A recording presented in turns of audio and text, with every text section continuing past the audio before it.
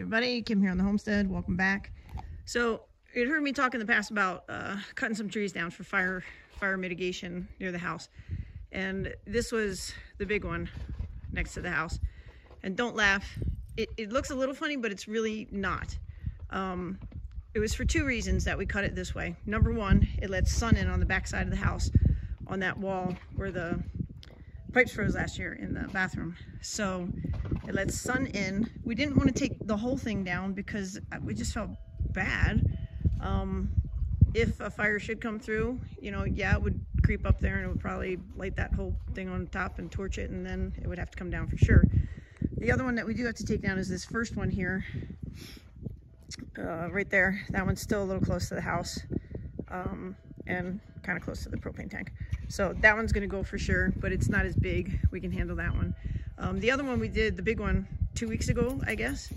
We had our friend Christina come up from town and help us out with that one. The little one there, Katrina and I can fell that one. So we ended up with a decent amount of firewood that'll have to sit there for at least a year, maybe two, because it's pine. But those are the limbs that came off.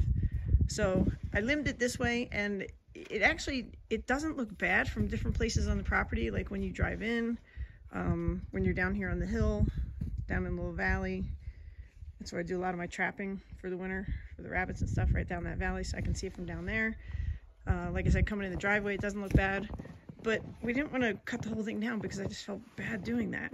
But you can see, because of what we did take out, my whole wall here now for the bathroom is getting sun.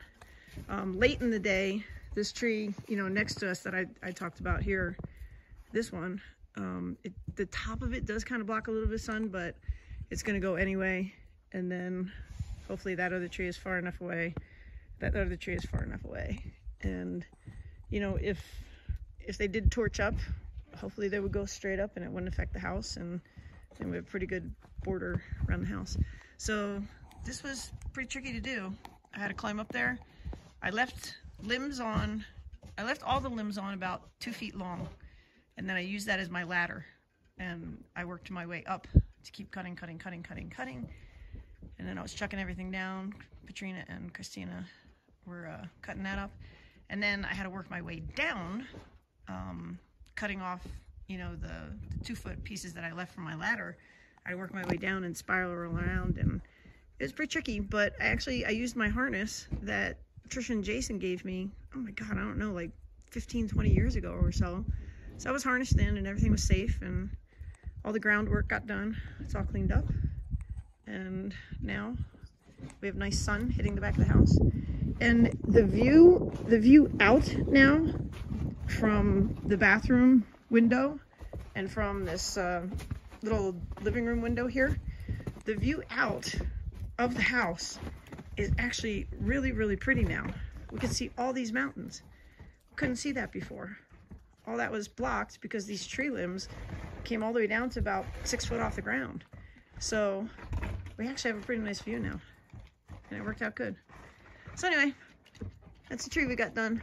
Looks like a giant bonsai. All right, cheers from the homestead. Take care, everybody.